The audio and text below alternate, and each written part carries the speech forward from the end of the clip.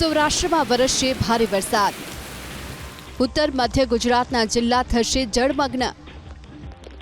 હવામાન નિષ્ણાંત અંબાલાલ પટેલના અનુમાન મુજબ આગામી દિવસોમાં સૌરાષ્ટ્રના કેટલાક ભાગોમાં ભારે વરસાદ વરસી શકે છે, જેમાં જૂનાગઢ અને અમરેલી જિલ્લામાં ભારે વરસાદની શક્યતા રહેલી છે.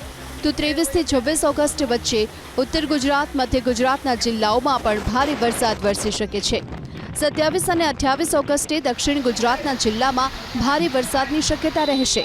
અંબાલાલ પટેલના અનુમાન મુજબ કચ્છ જિલ્લાના કેટલાક ભાગોમાં સારો વરસાદ વરસી શકે છે.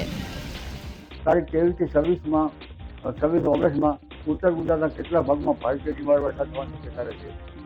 જેમાં સાબરકાંઠાના ભાગો, બનાસકાંઠાના ભાગોમાં પણ વરસાદ થવાની શક્યતા રહેશે. કેટલાક ભાગમાં ભારે વરસાદ થવાની શક્યતા રહેશે.